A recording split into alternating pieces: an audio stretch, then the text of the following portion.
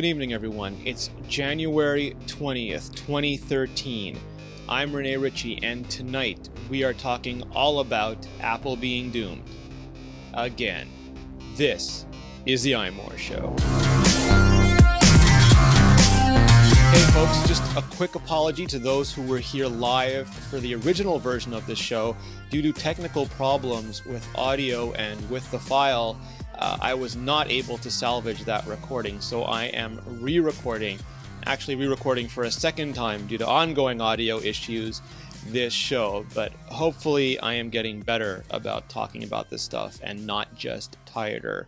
Before we begin, I also want to send a huge congratulations to Leanna Lofty, our app editor and our photography editor. She has just had baby girl number 2. So joining Leanna and Dave and their elder daughter, Lila, we now have Lucy Danae Lofty. And I hope I'm pronouncing that right, because if I'm not, Leanna will likely end me very loudly and publicly. So I hope that is right. And I just want to again send all of our best wishes and all of our love to the Lofty family. And we look forward to seeing the new girl all over the Twitter and the Instagram.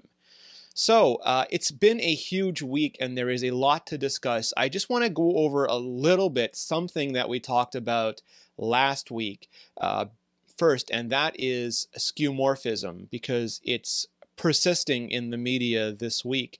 What I said last week about skeuomorphism is that I believed it was one of the least of Apple's problems, and one of the things that I hope they weren't spending or wasting a lot of time on for iOS 7. And that got some people really angry because they really want Apple to wipe skeuomorphism out of this world for iOS 7.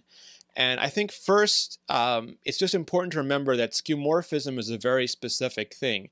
It's using real-world analogs in a digital environment. It's making a digital clock look like an analog clock, like with arms going tick, tick, tick, tick, when there really is no need or reason to do that in a digital world, aside from making it familiar.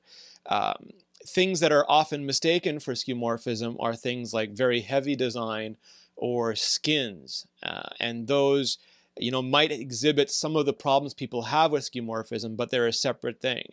Now, the opposite of skeuomorphism is what people are calling digital authenticity, and that is flat, no gradients, no textures, no shadows, no curves, no rounded edges. It's very looks like computer graphics. It doesn't look like a real world object. And Dave Wiskus, a good friend of ours, did an awesome article in Macworld about this, where he talked about the trend towards skeuomorphism and the equal and opposite trend towards digital authenticity. And John Gruber of Daring Fireball fame had another great article about it, where he likened it almost to when high-resolution printing in magazines became possible, and how ostentatious things and textured things just started to look silly.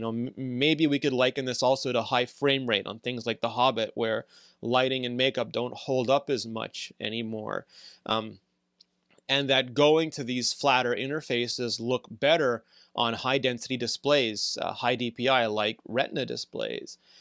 And those are all very valid things. When you tend to have something swaying like a pendulum too much one way, nature abhors extremes. It'll bring you back in the other direction, and hopefully in some way a balanced approach works itself out. Mark Edwards and Chris Clarko, had another interesting take. Clarko joined us on Iterate for a recording that'll be out next week, and they discussed that it's not just design language, and it's not just intent, although those are certainly present. Things like Android 4.2, Jelly Bean, and things like Windows Phone's Metro interface, they do have an intent behind them, and they do have a design language, but they're also constrained by their technology.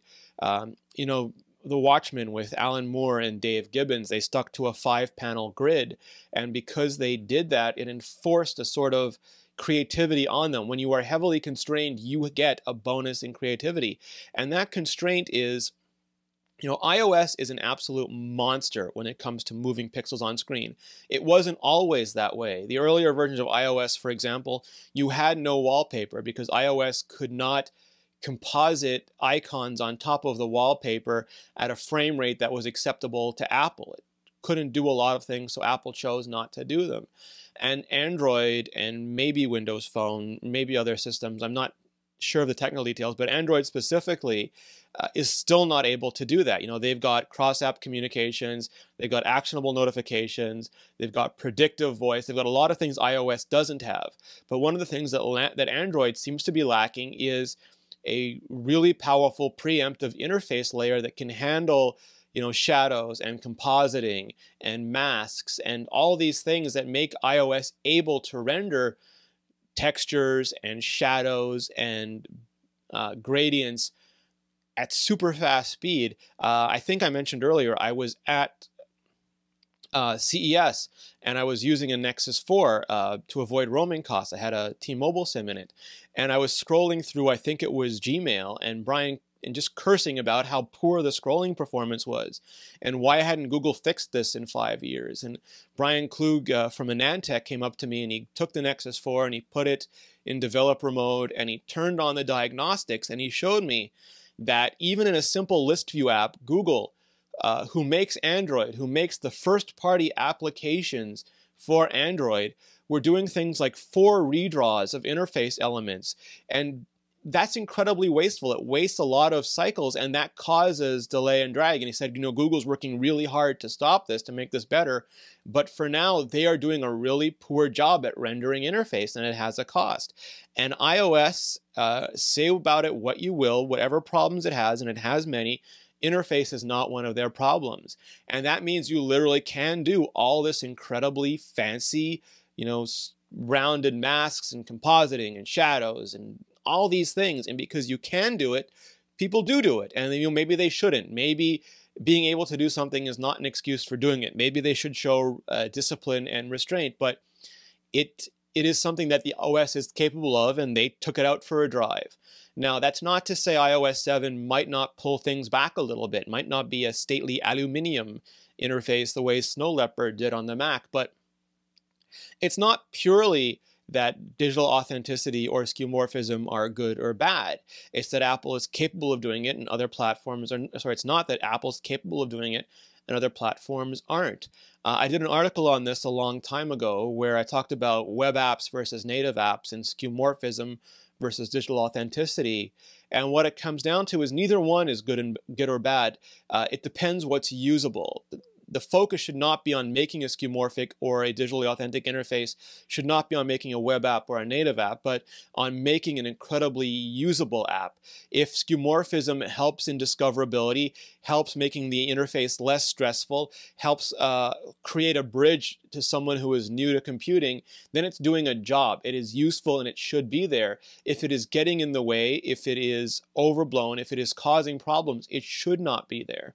And the same thing with digital authenticity. If it is losing contrast, if it is losing information density, if it is causing problems, then it should not be the approach that is used. All of these things should ruthlessly be excised based only on usability and usability alone.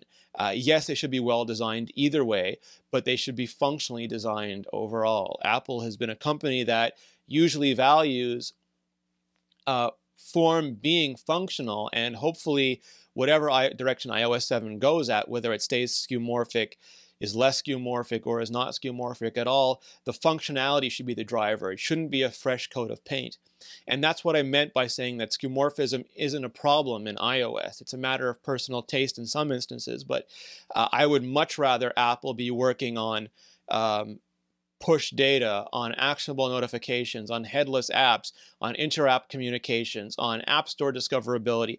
I have a whole list of issues. I wrote about them last week in an article on iOS 7 and iCloud that I really think Apple absolutely, for the long-term benefit of their platform, needs to be working on. And skeuomorphism, again, it seems more like a symptom than a root problem to me. And I just wanted to kind of express that it should be weighed that way. So, on to our main topic for today, and that topic is Apple is doomed, which comes up a lot, but seems to be a little bit different this time.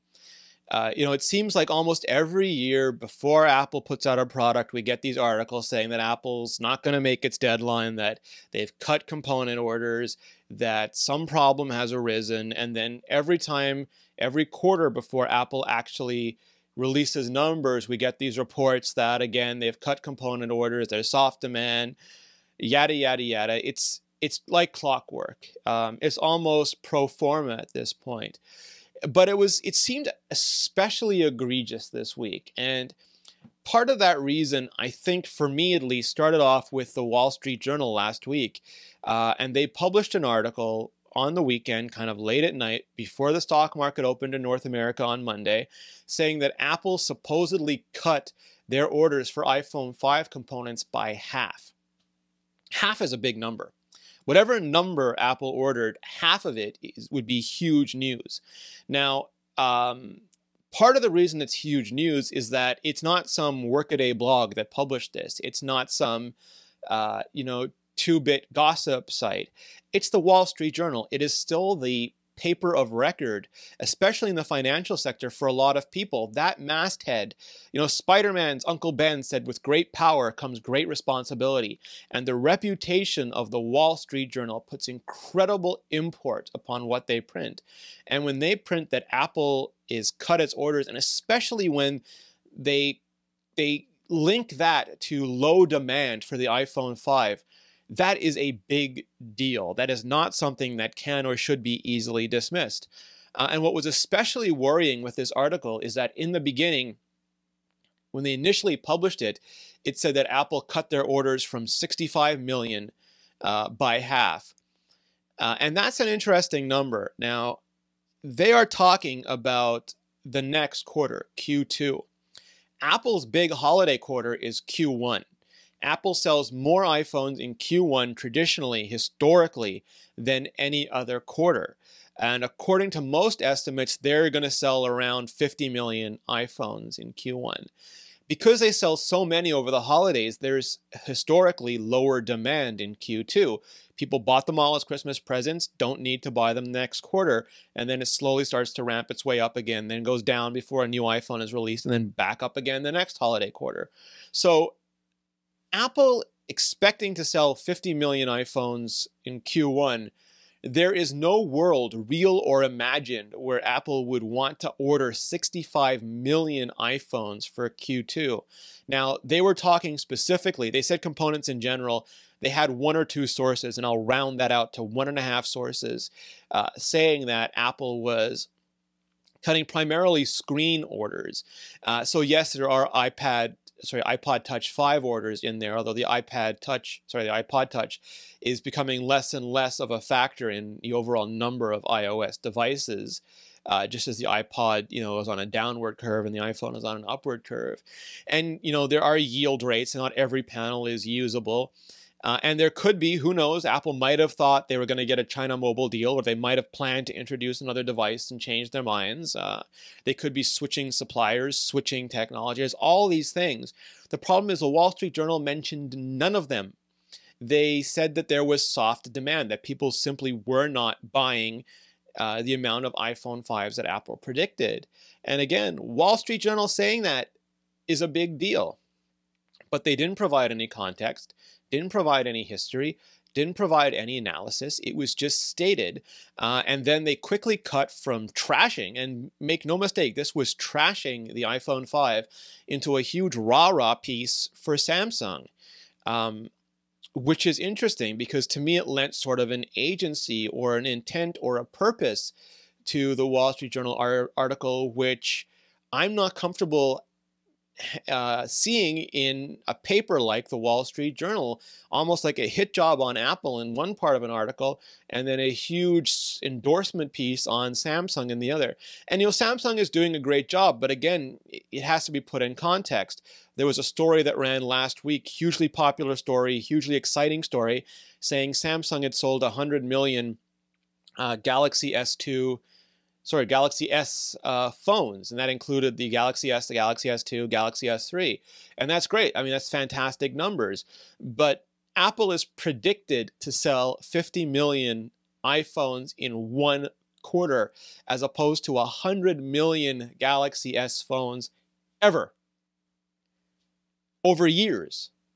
Apple, when compared to all Android phones, doesn't sell a majority of the handsets on the market, but when compared to a Android phone or a series of phones, Apple still almost always has the single most popular phone on the market. iPhone, compared to any other single phone, usually the iPhone obliterates it in terms of numbers. So reporting hugely positively about Samsung when they're not selling anywhere near as much of one product line as Apple is selling of one product line, and trashing Apple at the same time, is interesting to me. That number, 65 million, disappearing from the story is interesting to me because the Wall Street Journal didn't note it, didn't say updated, we removed the number. Number was just gone. Luckily, Reuters and Nikkei might have been the source, Reuters might have been echoing it, it wasn't exactly clear to me, picked up the 65 million number and ran with it. And again, that is an absolutely ludicrous number that I don't see how it can be supported, except for the reasons that I mentioned, in anywhere, any kind of math that I know exists. And that is incredibly worrying to me as someone who wants good coverage of technology and wants places like the Wall Street Journal to do more than, a TMZ kind of an operation. I want them to do the deeper digging, the better storytelling, and not go for the cheap hit piece and the eyeballs, if that is in fact what they were going for. Reuters followed it up with an article saying that the iPad, Retina, the iPad 4, Apple was halting production at Sharp. Now, to their credit, Reuters talked to the other two suppliers, Samsung and LG, and heard that there was no substantive change in their production numbers. So, is the story accurate? Is demand for the iPhone 4 falling as demand for the iPad mini rises? Is there some reason with Sharp having problems with their production, that they weren't making sufficient yield? Is Apple switching to a new technology with Sharp, so they're ramping down this production to start another one? Are they about to introduce a new iPad, so they're going to have, with a different kind of display to introduce the iPad mini style design language iPad? There are so many questions, and these articles aren't addressing them. They're reporting it in a way that scares investors. And as a result, Apple had a horrible week on the stock market. Their stock, which at one point over the course of last year was at $700, has now been hammered down to $500. And again, I'm going to keep using that word. That's interesting. You can choose to believe, maybe Apple and the Wall Street Journal have a great relationship. Why would the Wall Street Journal jeopardize that to do a hit piece on Apple? Maybe Apple asked them to publish it because their numbers were going to be weak, but not this week. And if people are expecting really low numbers and they get only a little low numbers, then, it takes the pressure off of Apple. Or maybe you believe that it's stock manipulation. And along those lines, there was an article from Joe Springer on Seeking Alpha, he proposed a theory basically, and it was in 3 parts, and I'm going to read them because I don't own any Apple stock. I report on Apple, so I don't feel comfortable owning it. I don't understand stock very well in general. It kind of feels like legalized gambling to me, and it's risky, and I'm kind of risk adverse. So what he says is, 1, Apple had an enormous amount of call option speculation related to its summer surge. 2, a huge share of this was calls with a strike of around the current price of $550 and higher that expired January 19th, so, just yesterday. 3, the institutional money managers that wrote those call options and bought common stock to cover will make a lot of money if A, those options expire worthless, and then B, Apple runs after that expiration date. So he's basically saying that these big institutional holders would make billions and billions of dollars if Apple stock was at $500 as opposed to $550, as opposed to $600, as opposed to $650. The lower it gets within reason, the more money they save or make or something. And anyway, Ken, that they were hugely incentivized to keep it low. I don't know enough to tell whether that's true or not, but it's in a theory that we can also look at, and again, was not addressed in any one of these articles. None of them mention possible stock manipulation in these stories. And certainly they can't mention everything, but it seems awfully convenient that these things keep happening. So now what is different? I mentioned earlier that these stories happen all the time. So what's different about now? I started to think about it because, Apple has not announced anything this year. There's not been a single Apple keynote.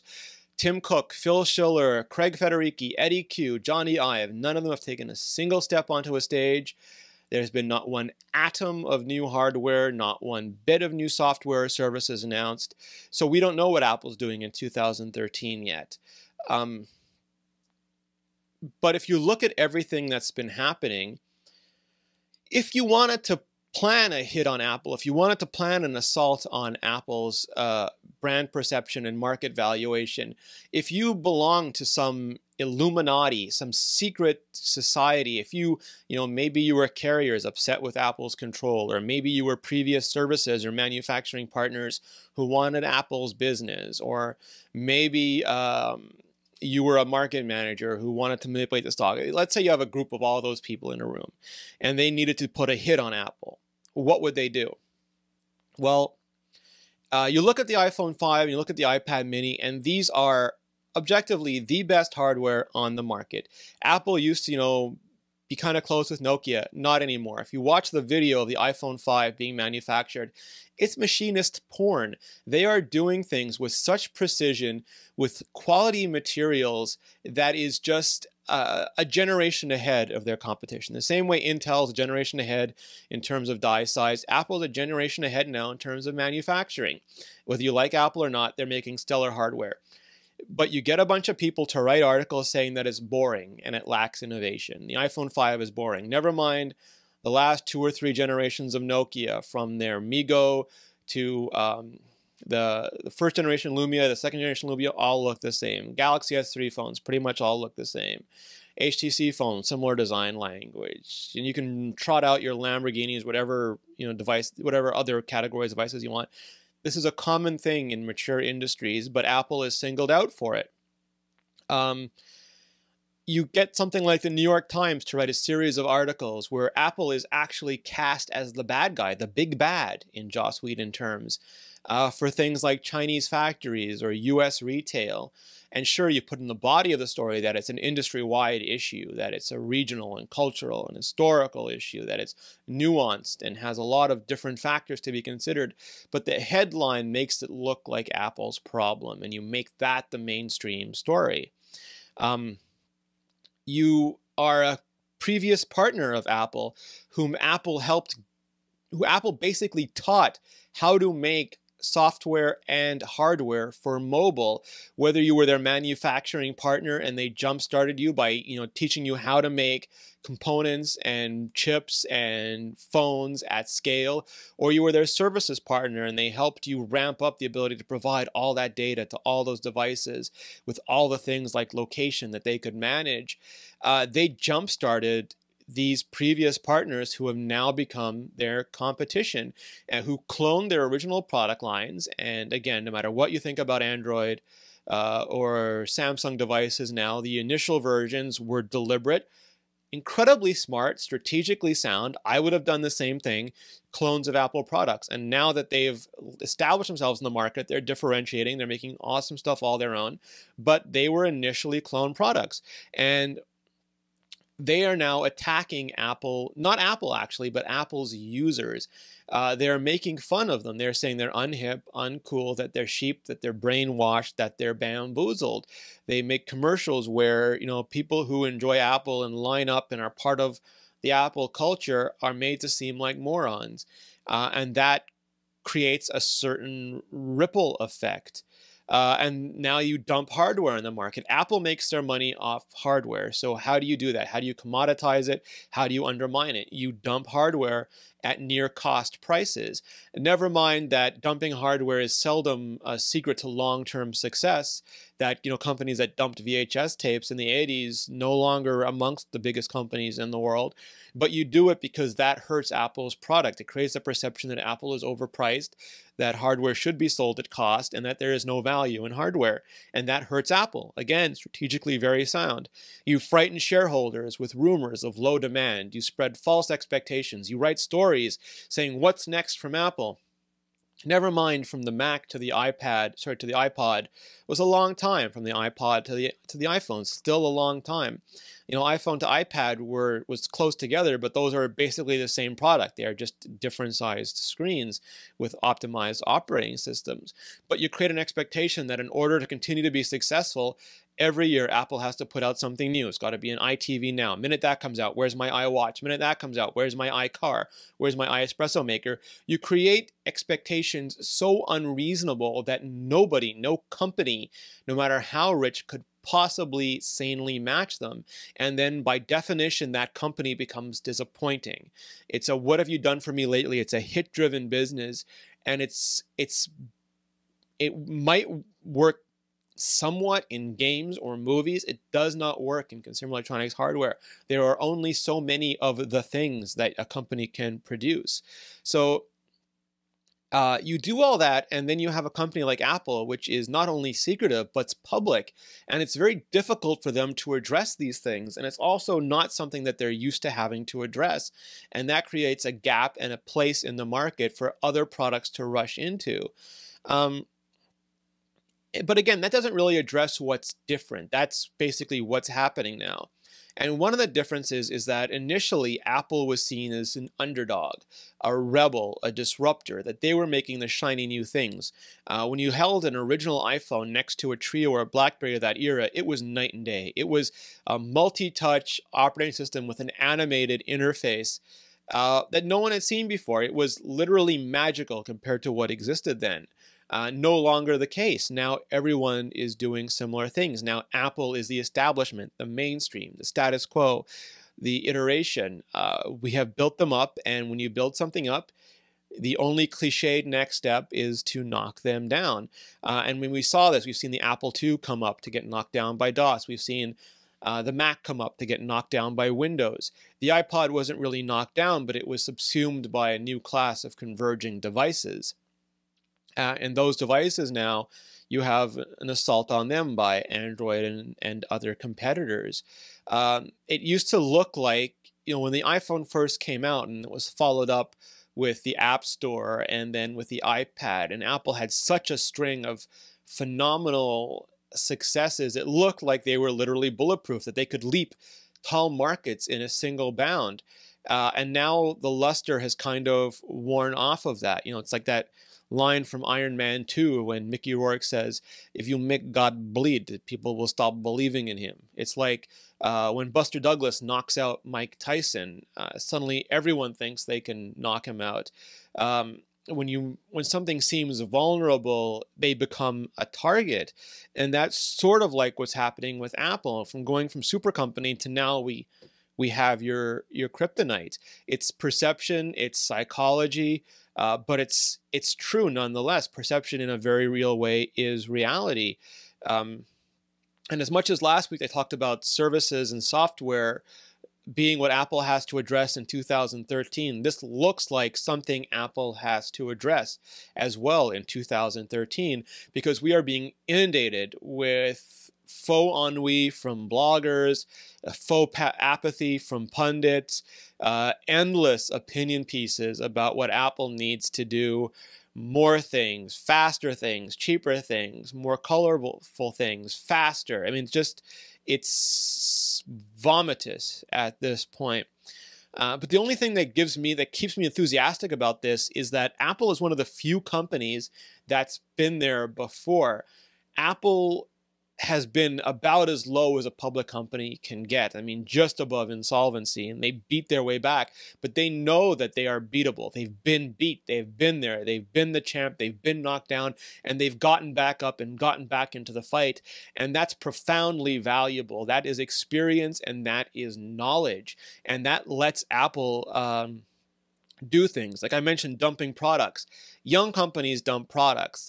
Young companies are happy to trade profitability for market share. It's like companies that give things away for free to grab users, assuming that they'll be profitable in the long term. And the reality is a lot of these companies just are never profitable. You can't trade short-term success for long-term success. There's no guarantee of it. And Apple doesn't do that. Apple didn't do netbooks. They didn't do a lot of things when people said, make it cheaper, go for market share. They have made less expensive versions and they've grown their markets, but never by sacrificing the products that they've made and never by sacrificing the profit that they've made. And that's let Apple amass that $120 billion in the bank. And it's let Apple keep a successful business. And that is because of their experience and the fact that they are beatable is in their DNA. It's in their culture now. And they are doing very specific things to kind of mitigate against that. And for all the word, like Apple's failing at this or that, Apple's not really failing. When Apple started off with the iPhone, Steve Jobs said that all they wanted was a few percentage points of the market. And Nokia and Symbian were huge, and RIM was an entrenched player and huge. And Apple was not dominant in that market, but they slowly managed to accrue profit share. And they are still growing. They are still growing in market, still growing in profit share. And Android might be the next Nokia, the next Symbian, and Apple is still going to be hugely profitable the way that they were profitable with the Mac during the PC era. And that's a good business for Apple, and that's the business Apple knows how to do and what they set out to do. So I'm sure these crazy stories will continue. I'm sure the competition is going to continue. I'm sure the clickbait articles are going to continue. The pressure is going to continue, and Apple is going to have to address it. But Apple usually addresses things not in words, but by actions on stage, in the shelves, and in their online store. And that's what I think part of what we'll see in 2013 is. Now, Apple is going to report their Q1, their holiday quarter earnings this week, and we're, of course, going to be covering that, and we'll see. Part of what made that Wall Street Journal article so insidious, though, is that because of the lack of specifics, it's going to be very hard to shake the sort of kang that they put around Apple's neck. Absent that 65 million number, were they talking about last quarter or this quarter? Did they think that Apple ordered too many last quarter and so had excess and didn't need them? Or that they were anticipating a higher next quarter and decided that wasn't going to pan out? So we may not get all the answers this quarter. We'll get guidance, so we'll get numbers from last quarter. We'll get guidance for next quarter, but guidance against what? It's going to be very hard to say. So the only thing we can do is keep asking questions. When you see articles like this, where are the numbers? Where are the metrics? Where's the context? Where's the analysis? What does it mean? Where's the history? Why are they writing this? What purpose does it serve? What agency is behind it? And maybe it's accurate, and that's the determination that we get to, but we get there not by blindly accepting and regurgitating it, but by putting it through a thoughtful process so that it becomes earned. The knowledge that we get from that article is proven to us, or seems logical to us, or otherwise takes on substance. And whether it's articles that I write or articles that any quote unquote Apple enthusiast writes, or people who don't like Apple writes, if you put them through that same crucible, then that starts to make it valuable knowledge. It's something that you earned rather than were just given. It's something that you made your own rather than just passed along. And certainly I fail at that all the time, and I write things that suck all the time, but I think that process is important for all of us, and I hope especially the Wall Street Journal remembers that process and remembers that the responsibility that comes with their power, and that the coverage of Apple sort of gets normalized compared to the coverage of Samsung and Amazon and these industry darlings at the moment. Certainly Apple enjoyed that status too. Apple enjoyed being the apple of everybody's eye during their time, and whether that's changing or not, I think it always behooves us to look at the playing field and see how it all relates together. So we will cover the earnings results. I will be back next week for a show. And the week after that, we are going to be live at Macworld Expo, Macworld Vertical Pipe, iWorld Expo in San Francisco. So I'm really looking forward to bringing all of you there with me. If you have not already, please go to iTunes. Please review and rate the show. It encourages iTunes to feature us, and that means we get more great listeners and viewers like you. If you'd like to follow me on Twitter or app.net, I'm at Rene Ritchie. You can follow the entire site at iMore. You can email us at podcast@imore.com, or just leave a comment on the show when it goes live on the blog. For all of our shows, go to mobilenations.com/shows. And I want to thank you for listening and or watching. Have a great week. We'll see you next time.